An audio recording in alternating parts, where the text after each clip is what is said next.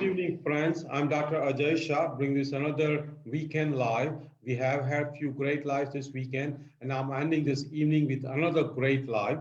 Today, I actually have a special guest. So we have had many physicians on our program, but today I'm bringing you a guest who actually I absolutely are impressed because not only she has gone through her own personal transformation, but she has led actually her whole family to go through health transformation. She is now a health coach, a life coach, a great friend, and now she is an avid biker. I just saw on her Facebook that she has crossed 10,000 miles on her just recently new bike, actually. So let's welcome Stefanie Ignoffo. Welcome, Stefanie. Dr. Shah, thank you so much for having me on Healthy Living. It's an honor to be here tonight. Thank you. That's great. So let's start with just two simple questions. And then please take over in terms of showing your slideshow, showing your transformation, and showing you what you offer to the community in Chicago and community in the whole world. So where do you live and what type of work you do? I live 60 miles north outside of Chicago in a little suburb called Johnsburg. And what I do for a living would be, I'm a plant interventionist. I get people to eat vegetables who've never eaten vegetables before, but most importantly, I help teach people what foods to get at the grocery store to prevent and reverse those chronic diseases. I teach classes, I teach cooking classes, I coach one-on-one with people, I advocate, of course, for the animals and the environment. All together, we can improve our quality of life, starting with what we put on our fork, and that starts at what we get at the grocery store. Please start showing your work, your transformation. I know you have a great slideshow, so you can take over with a slide share and see what we can see. Great, thank you so much. Yeah. So when I have people go into my class, I pretty much start out like this. Can you see the screen, Dr. Shah? Yes, we all can see the screen. So I'm Stefanie, from the founder of Plantspiration. I'm certified by the Plant-Based Nutrition, T. Colin Campbell, wholefoodplantbased.org, and of course, a Food for Life instructor with the Physicians Committee for Responsible Medicine. And before I looked like this, John, I just want to make sure you don't go far. There you go. This is kale. This is my favorite food now. And before, I used to think that kale was just what your food came out on in the restaurant. I didn't even know we could eat kale or how much amazing nutrients came with the kale. Before I started loving kale, I used to look like this. This was me 100 pounds ago. I was actually facing double knee replacements with advanced osteoarthritis, autoimmune disease. High blood pressure was a part of my life since the age of 21. Chronic fatigue came with that. Of course, it was pretty depressing, you know, lugging 100 plus pounds. My heaviest was 280. I'm only 5'3". Diverticulitis affected me on the daily. High cholesterol, irritable bowel syndrome. I could barely even leave the house without being near a bathroom. Gastrointestinal disorders. I actually was just recovering from, they cut my biliary duct because I was having pancreatic attacks. I was having problems. Acid reflux. I was a chronic migraine sufferer, chronic illness, fibrocystic breast disease. And people say, Stefanie, how did you get like this? What got you on the plants? Well, in 2013, my daughter right there on the left said that she wanted to go vegan because of a book she was reading. She wanted to do it for ethical reasons, and I couldn't argue that, but I was incredibly concerned about her health. I actually told her that was the dumbest idea I ever heard, going vegan, and that she would die of protein deficiency and that she wouldn't have any calcium. So what I had done was I went on the internet to search, how long could we live without meat? Yeah, this was me searching frantically to prove her wrong.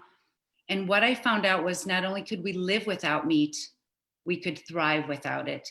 So here we were. I had been a professional dieter my entire life. I've done every diet you can imagine. This was us after a Weight Watchers, 30 days of Weight Watchers. We went hardcore, and I was sharing with everybody the success of our weight loss here at Weight Watchers. This particular moment, I had looked up the research, and I found out that meat was we could thrive without it. But this particular day my husband was coming home from his 9th surgery. In 11 months, Dr. Shah, we had 9 surgeries. We were just obese, chronically ill, and we were eating the standard American diet. So after his surgery, we stopped at our post-op McDonald's meal, and we really didn't eat out that much. I was all about lean chicken, lean turkey. I thought I knew everything about dieting. So we stopped at McDonald's, and the surgery didn't go as planned. He needed much more recovery. I thought we're going to lose everything. I was in the middle of, looking into disability. And I said, we're going to go home and we're going to watch this documentary while we eat our McDonald's. And I have my last drink of vodka. I was quite the drinker at the time. So we watched Forks Over Knives. I figured I've tried all these diets and most people have. Why not try this, what they're saying? So we watched this, and the impact was tremendous. Here I'm buckling my kids up. I'm making them wear helmets. I'm trying to keep them safe. And I realize all the food I'm bringing in the house is making us sick. So I stopped bringing animal into the house, and we lost 250 pounds altogether. Wow. 100 of it was mine. The rest was my family. This was within 8 months, not the time of year, but in 8 months, we lost this much weight. We went whole food plant-based before we even knew what that meant. We just started eating plants. Vegan to me meant fruits and vegetables, grains and legumes. So that's what we had done. We were eating the standard American diet. We were living the standard American life, and we were suffering from the standard American diseases. This was my son and I before. We just said, I guess we're big boned. I guess this is hereditary, but give us some plants, and it changed our life tremendously. This was my idea of exercise before Dr. Shah. This is me on a recumbent bike. I thought this was as good as it was going to get, but put me on plants, and this is what happened on accident.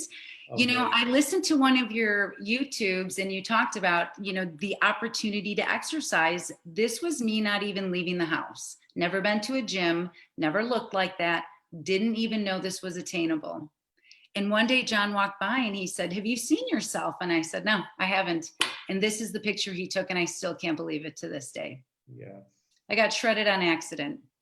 So after all this happened, I thought, I have to figure out how. I saw the movie, I understood that it worked, for me, but I went to, get certified in plant-based nutrition. And after that, well, I simply couldn't shut up. I felt everybody had the right to know this. So this is exactly when I said, maybe I should start a nonprofit, name it Plantspiration. I started working right out of my kitchen, teaching people how to eat. And then I became a Food for Life instructor. And after that, the curriculum that they gave me, hands down, just made my job easier. Of course, I'm with the Physicians Committee for Responsible Medicine as a Food for Life instructor, and I teach people, why continue to treat symptoms with pills when we can treat them with plants. And thank you for that little slideshow. I'll stop screen sharing. How do I do that?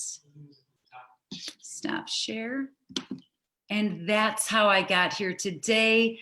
And it's just my passion to be able to show others how they can do it too, because it's easier than I thought. And all the misconceptions that I come across on the daily, I can empathize with people, what they've gone through and how I got here. And 8 years later that I'm effortlessly just keeping it off, eating all the foods and flavors I love. So I want to share it with people, how to do it. Yeah, this is just absolutely impressive and amazing. And I think the thing I absolutely love about you is that not you just stopped once you were done with yourself and your family, you took your message to the whole world. And that's actually very, very commendable, because sometimes staying healthy is a full-time job. It requires a lot of commitment, a lot of planning, a lot of efforts. And I think when you not only do that thing for yourself, for your family, but you also try to take the same message to the whole world, it's actually 100 times more effort. So I think big kudos to you. I'm absolutely very thankful for the community you're serving, and I think the whole world you are serving. So I'm very, very Very, very thankful that you came on our page. I want to start with asking you one more time. Please explain, what are we eating in America and what is this standard American diet? Truly a sad diet. Truly is a sad diet. And I started saying, I believe it's the biggest marketing scheme that's ever existed. It really is. It's really what we've been fed through marketing to believe that we need dairy or that we need meat for strong bones or that we are in so much of a rush that we have to hurry up and order out. You know, I really, it took some time until the mindfulness set in. You know, I did go into it with a quick fix, like I want a diet.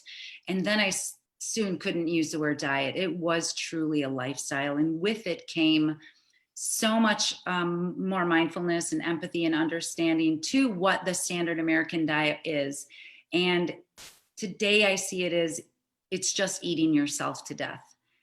And we need to get the word out and talk more about it and you know, go against the cultural conditioning that we've all gone through. You know, this should be the social norm. Healthy should be the social norm. You know, but when I lost weight, people were worried I was sick. Oh, you don't look the same, you know. But I started saying, this is what healthy looks like. And I think we should start being, you know, more accepting of it. Yeah, I think I agree with you. I think the way we've been brainwashed that, you know, it's so easy to eat fast food and so easy to order the processed food and eat from potato chips. But actually, it's much easier and much more fun and much more joy to cook yourself for your family, eat together, have the social time. And I think the time we save by eating at fast food, 10 times more time is spent in doctor's office and hospital. So we truly are not saving time. Actually, we are actually, you know, losing time when we eat that unhealthy food. And I think I agree with you. I think when it comes down to, you know, spreading the message, I think we need to do that. All the chronic disease is because of our lifestyle. So when it comes down to your own journey, I know you showed us the slide of some of the medical disorders you are going through. You look very radiant, you look vibrant, you look 15, 20 years younger. So how many of those chronic diseases you have reversed now? Well, I no longer suffer from high blood pressure, autoimmune. I have all my ANA is fine, my inflammatory. I no longer suffer from migraines, pancreatic attacks, irritable bowel syndrome, no sign of it whatsoever, no sign of diverticulitis, no more fibrocystic breast disease. I still need knee replacements down the road. You know, I've got no cartilage left. I've done a lot of joint fluid replacement, but the impact of 100 pounds coming off my body and the inflammation being reduced has been life-changing. I was almost using a walker.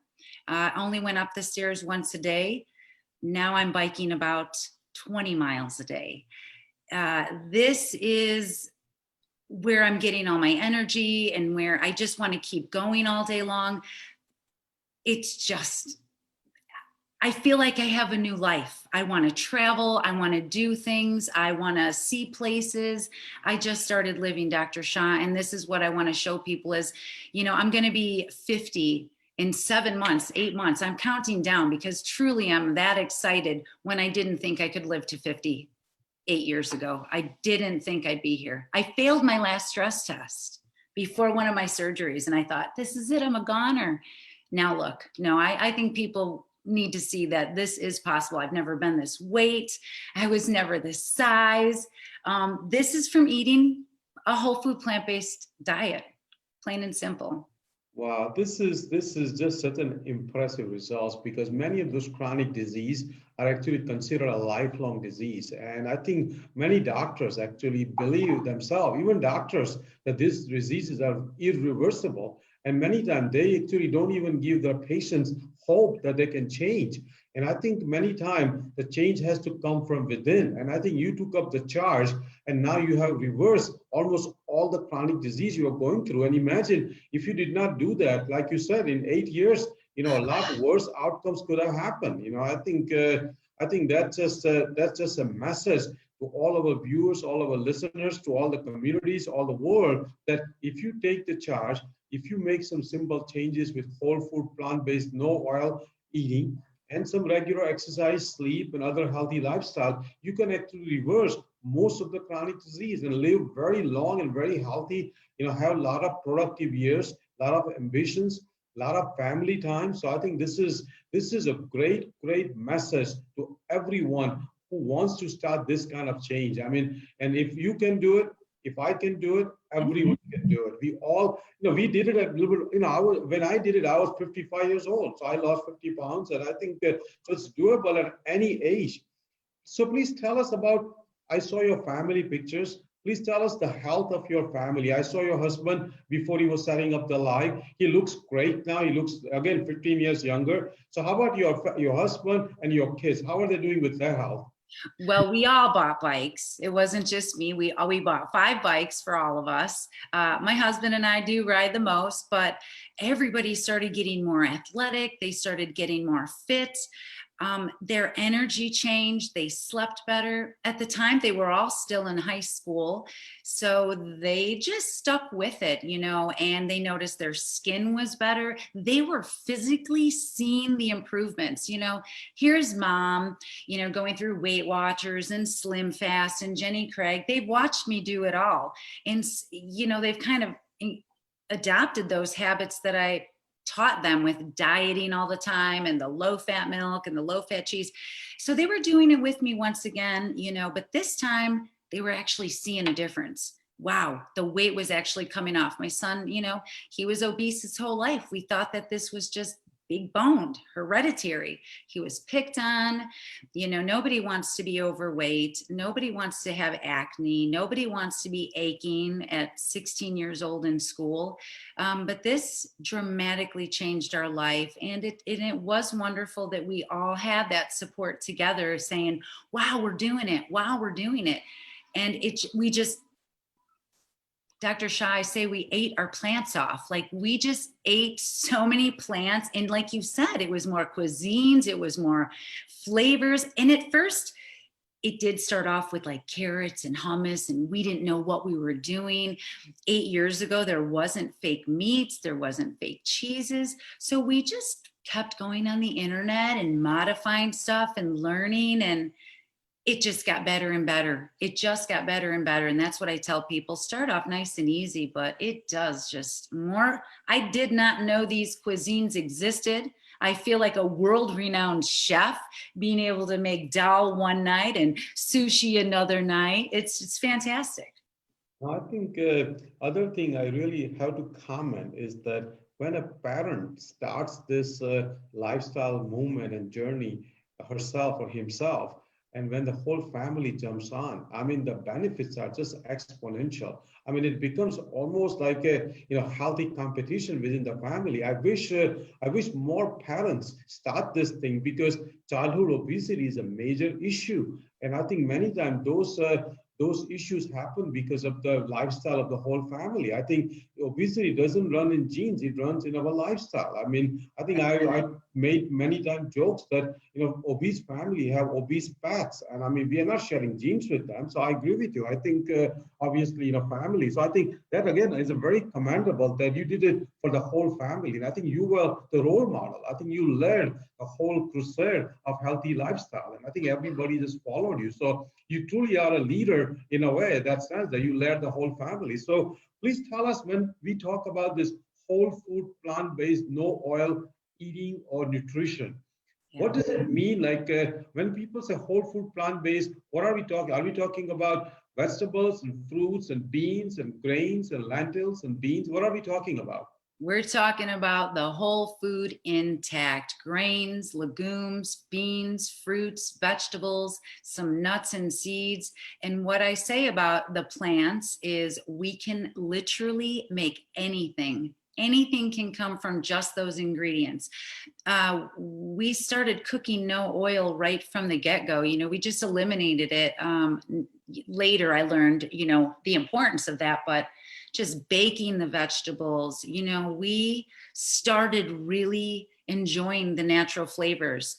Everybody's so worried about how things are going to taste, or that they're going to give up, or what they're going to give up. But we looked at it as, look at what we're gaining. Look at all of this that we're gaining, all the foods, all the flavors.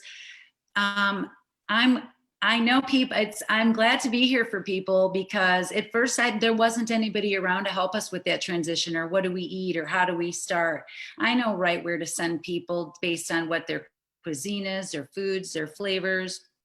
So whole food plant-based is just, yeah, fruits and vegetables and beans and pasta and grains and oats. We just eat everything, everything.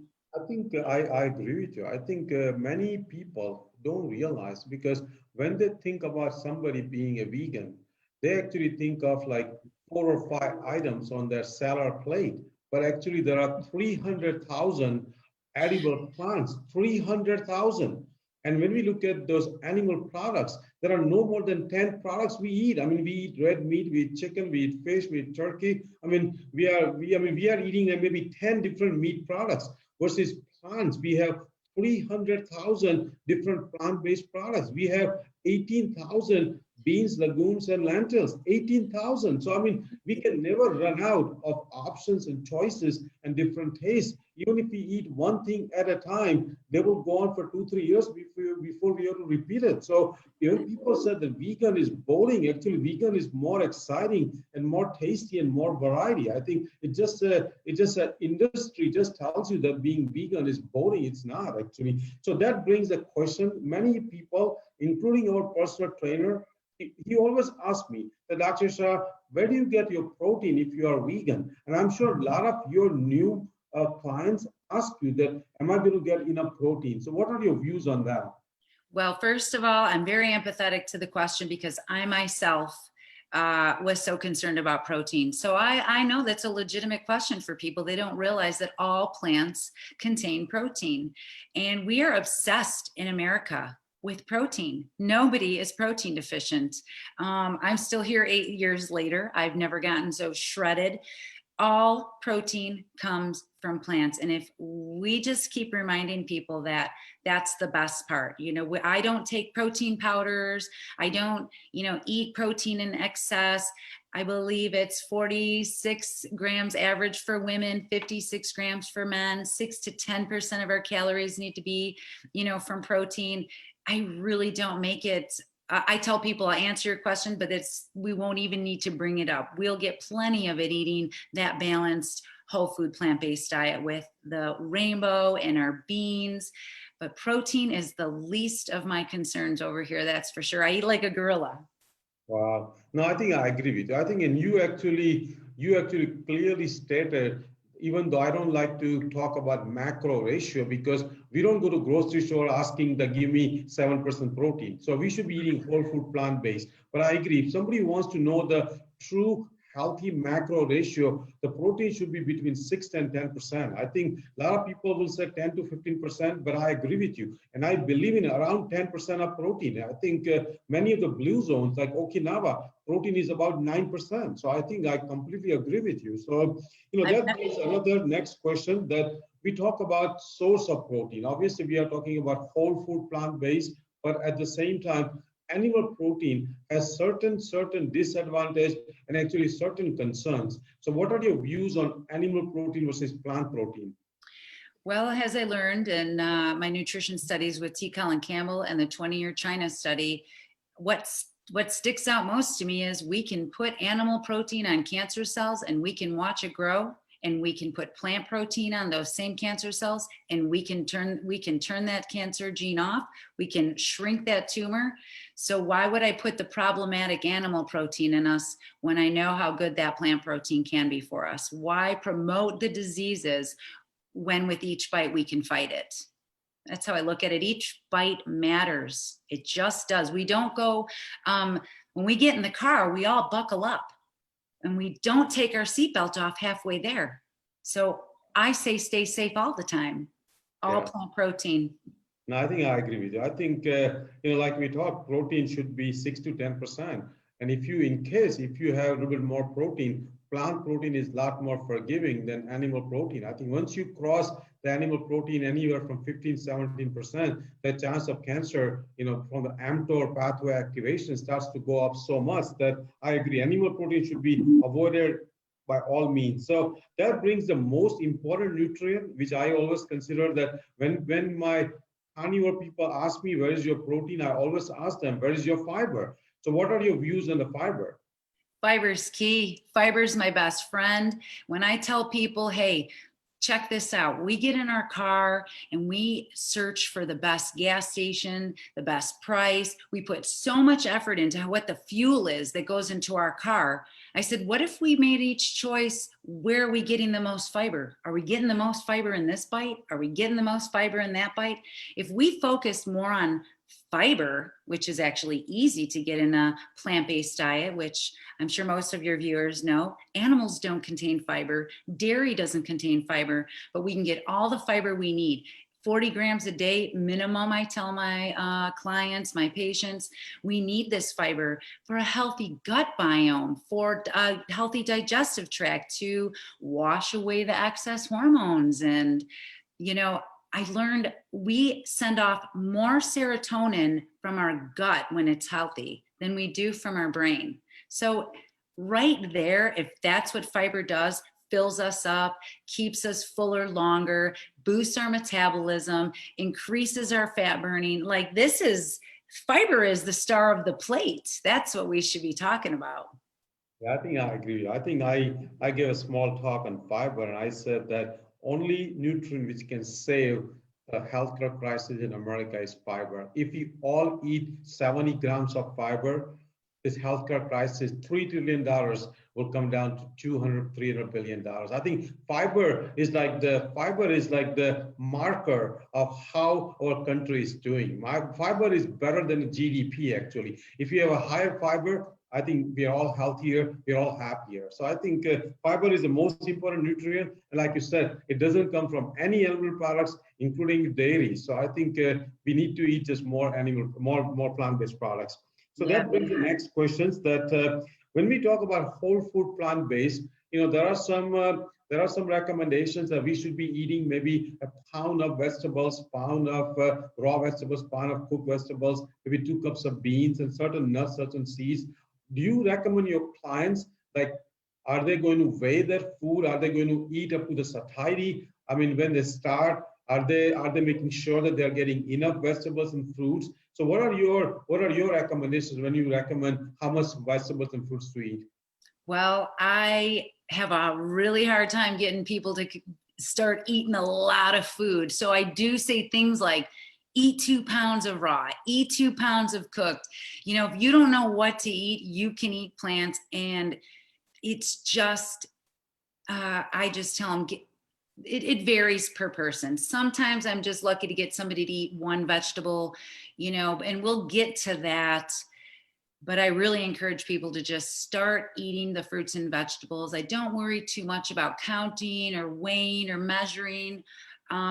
When I transition people, I'm just encouraging them to eat as much as they can of what they like. And then I kind of tweak it along as we go away, or I help them with chronometer so we can see the right ratio. Or, Dr. Grieger's Daily Dozen is a really excellent quick source for people to see what should we be getting in a day. So it varies. Some people I can start off right away with, here's what you can do. Some people, if I can get you to eat a few bananas, we're going in the right direction. Yeah, I think I agree. I think everybody has a different method. And I think, for example, today at our own house, we tried measuring our vegetables, and I ate 3 pounds of cooked and raw vegetables. And I felt so full that we always ate vegetables and fruits. But today I want to try it because I want to see what it means to eat 3 to 4 pounds of vegetables and fruits. And I did not have any desire to eat starchy vegetables. I did not have any desire to eat any grains. I mean, that filled me up. I probably got 60, 70 grams of fiber today. And I drank a lot of water. I mean, and I felt full pretty much all day. So I agree with you. I think some people actually almost enjoy when we tell them that eat 2 pounds of raw, 2 pounds of, like Chef Aajay, when she was trying to lose her weight, when she lost the 50 pounds, she was eating actually 5 to 7 pounds of raw and cooked vegetables. So I think it's minimum 2 to 4 pounds.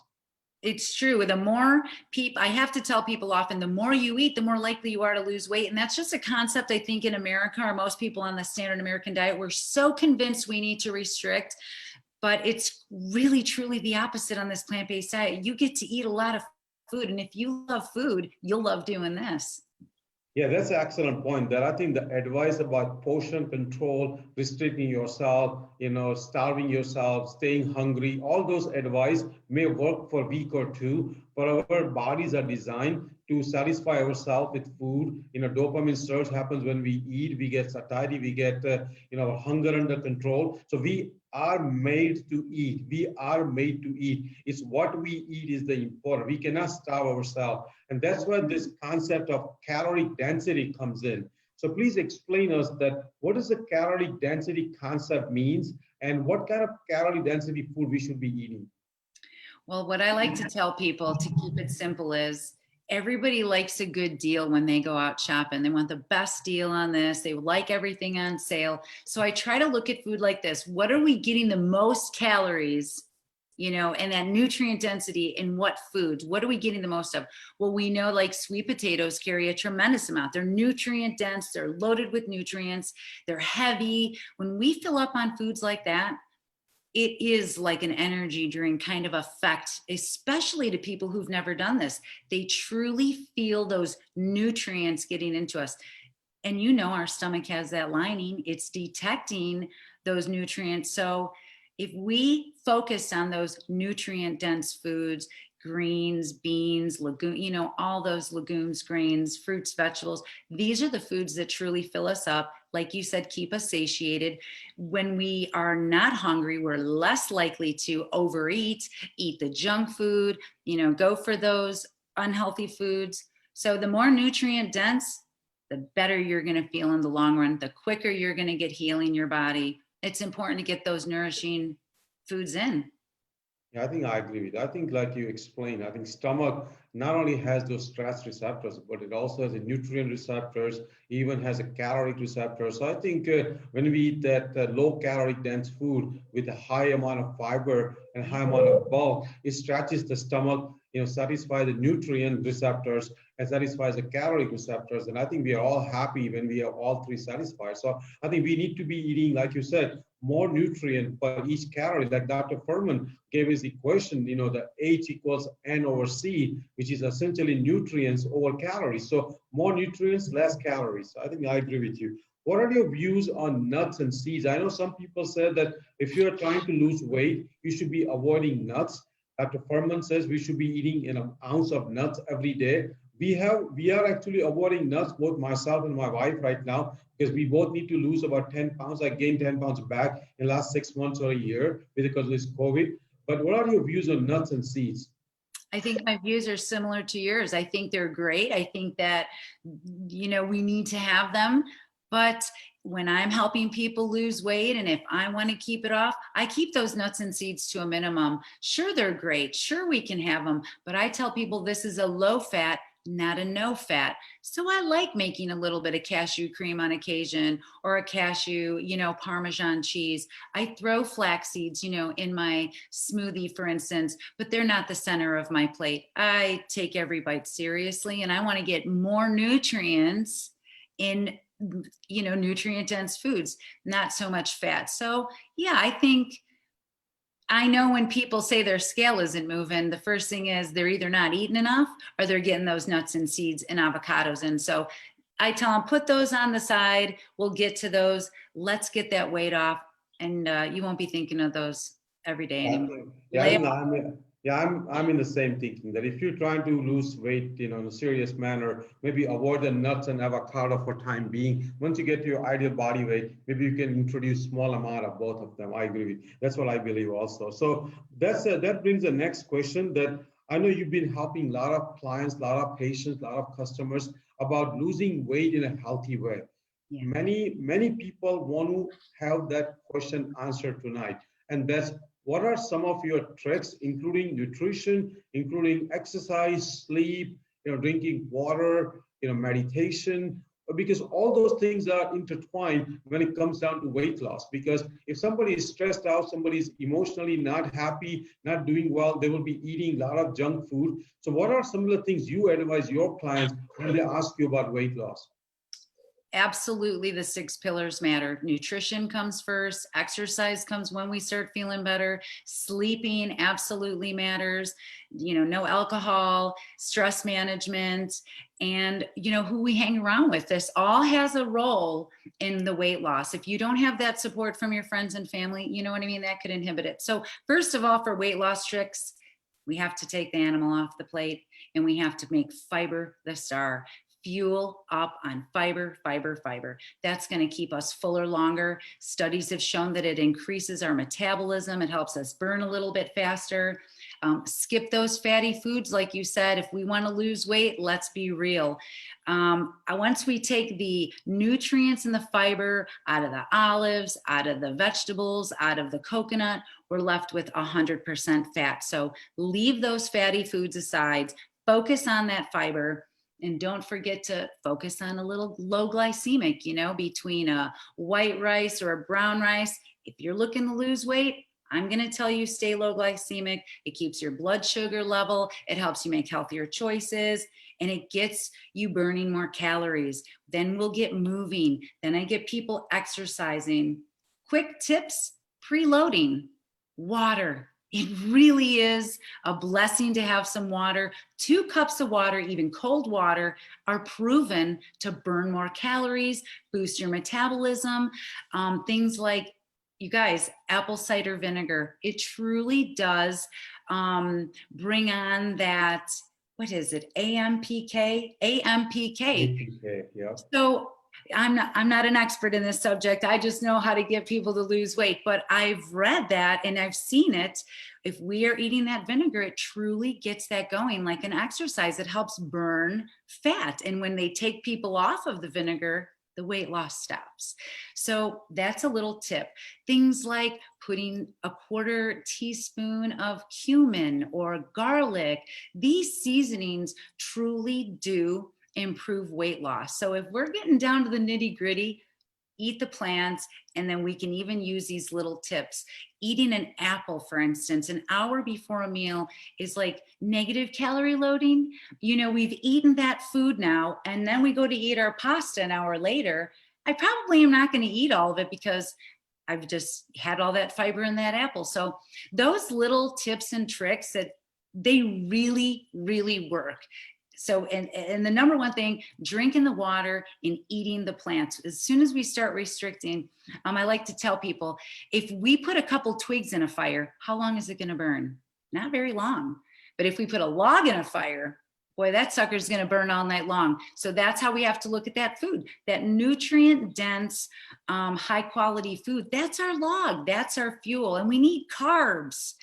We got to get over that carbophobia. We need that energy. So I get people eating the carbs. I get them eating the food, and a little bit of those tips to get them motivated even more.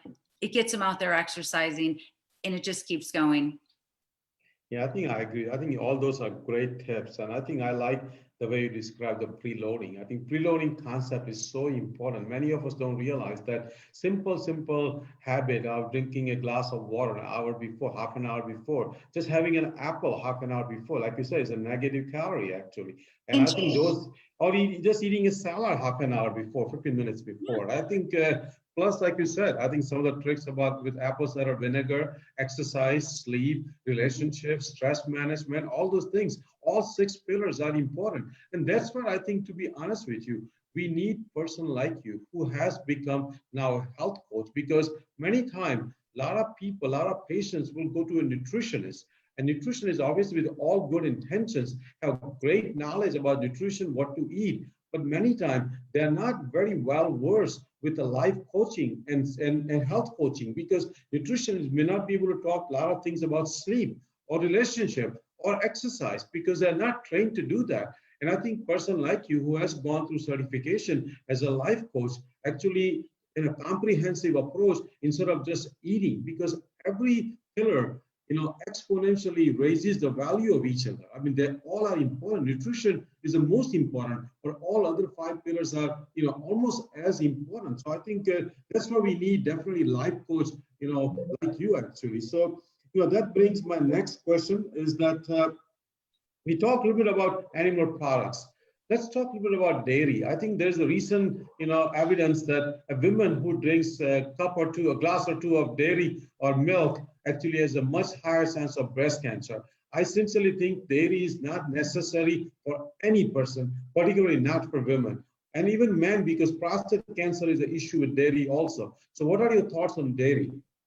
Um, Dairy, I think that nobody needs dairy. Nobody needs to drink dairy. Dairy is not meant for human consumption.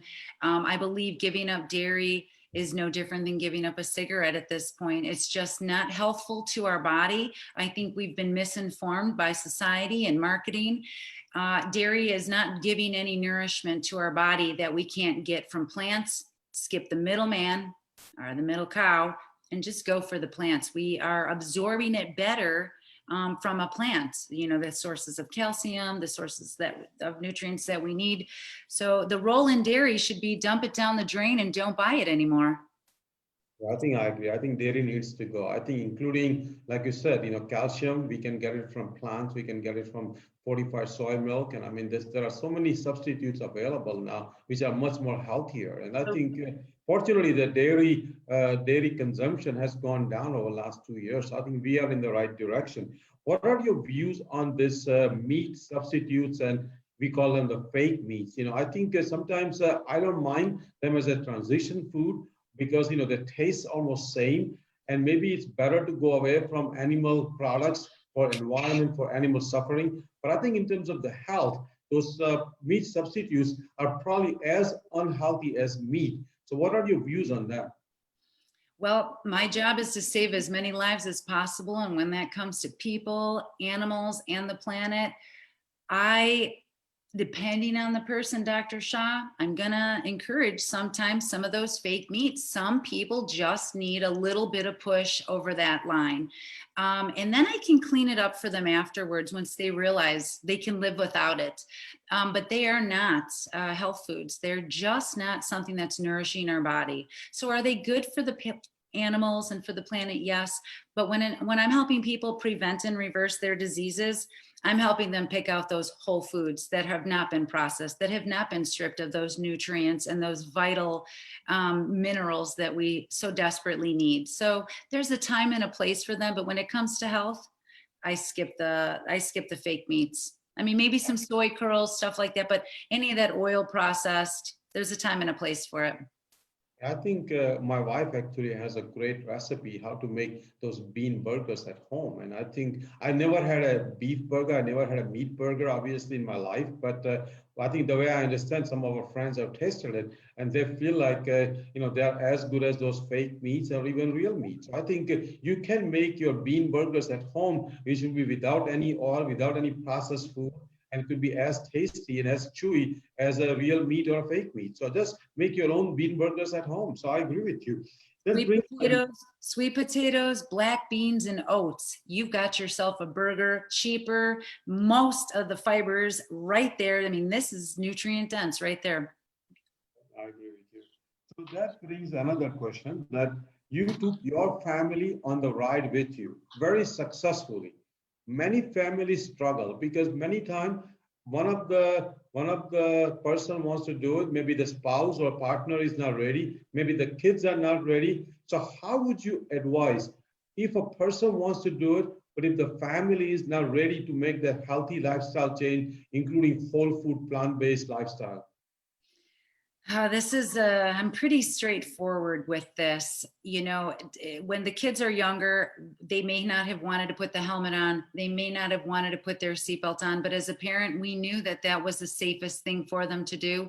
So at that point, I felt responsible as a person bringing food in, and I like to talk to the person who's doing the grocery shopping, because you're ultimately in control of what you bring in. So what I did for my family is I educated them. I made them watch the documentaries with us. They were in high school, they were in junior high, they were capable of hearing about that kind of stuff. Maybe talking about the ethics of animal will bring an impact. But as a parent, we significantly play the role of the food that gets put on that table, and we can control that. They're gonna eat spaghetti with meatless sauce. They're gonna eat tacos made from, meatless options. We're still bringing in the same flavors. We don't need that animal on the plate. So you're in charge of that as the grocery shopper. Talk to them about what that, when we talk about helmets and stranger danger, we don't hold back that we can get hurt, we can, bad things can happen. Well, bad things can happen when we're eating animal, and we need to face that. When we see lesions in the arteries of unborn children from the cholesterol that the mother intakes, this is something that we have to take some responsibility for. And same thing with the anti-tobacco campaigns. I feel the same way about it. I think we really need to talk about these things are not healthy for our family. So I am very blunt about what we bring in matters. Now, what I could not control was what they did outside the house. I didn't put too much pressure. I just said, I can only control what we can do in here. If you guys are going to go out and eat that, go ahead. My kids did have a burger here, or they had a pizza, but they came back and they said, I was open about it. I didn't shame them for this transition. They kept going back to plant-based. They didn't like the way they felt. There was bathroom problems, runny, diarrhea. So nobody wanted to deal with that. How did I do it? I took responsibility, plain and simple. It's what you're bringing home from the grocery store. We are not forced to bring home dairy milk. We are not forced to bring home meat, and we are not forced to bring home potato chips. Our kids will adjust to eating good, healthy foods when you keep bringing it to them, and get them involved in it. Let them pick out some recipes, modify macaroni and cheese to be vegan. There's a way to make everything vegan. Plant-based hot dogs are right in the store. So I encourage at every level, there's a way that we can make this transition, and we can be very positive about it. If you start bringing stuff to a child and say, here, try this, you might not like it, that's a bad idea. But if you get excited about it, like, wow, check this out, look what I made. I notice a night and day difference with parents transitioning family by the mindful approach that they take. So it matters. Call me. I'll help you make that transition for your family.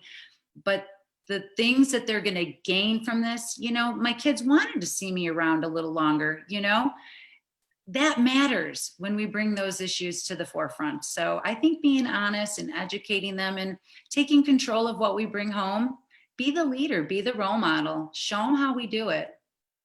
Yeah, I think I agree completely with you. I think being the role model, educate them, take them into the same confidence, show them that this is good for the whole family. This will last longer if we do this thing together. I think, and that includes our spouse too, because sometimes maybe spouse is not on the board. And that's where this discussion, watching some good documentaries, reading some good books, watching some YouTube videos, and making an informed decision. Because even if the kid is young, if the kid is informed, he or she has a higher chance of following you instead of just forcing upon something. So I think, treating everybody as an adult and taking them on board would be very important. So that brings, we all, including myself, we all learned from those great, great giants. You have learned, I have learned. You already have learned from Dr. Neil Barnard. So we already know one great giant in our life. Yeah. Who are some of your other giants you learn every day from?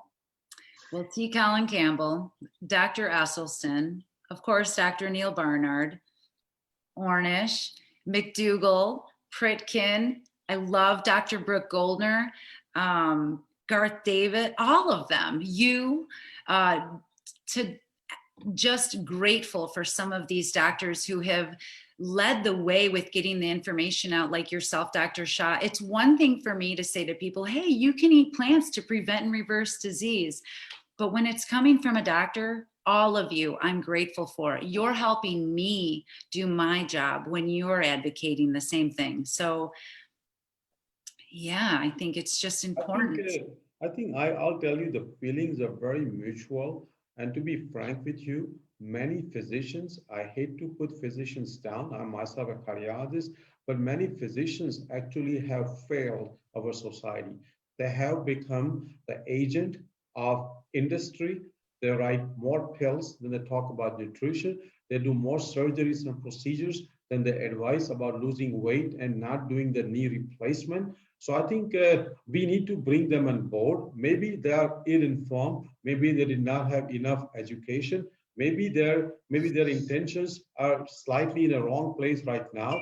But I think that's where I personally believe that person like you actually has played a much larger role than even many physicians I know. So I think you have gone beyond. And to be honest with you, 5 years back, I was a preventative cardiologist, but my prevention was mostly done with Lipitor and many other medications. Now my prevention is done mostly with lifestyle changes. So I think every physician goes through their own personal transformation, family transformation, and then a professional transformation. And that's what I think people like you can keep reminding us. And I'm sure you talk to and you interact with many physicians, and actually they probably learn from you that how to make healthy lifestyle changes. So that's very, very commendable. So please tell us now about this Physicians Committee for Responsible Medicine, what that organization is, and what is your role? I know you've been very active in that. You recently gave them a seminar. So please tell us on that. Well, Physicians Committees was formed by Dr. Neil Barnard and a bunch of doctors who got together and said, hey, we need to teach more doctors how to get people on plants.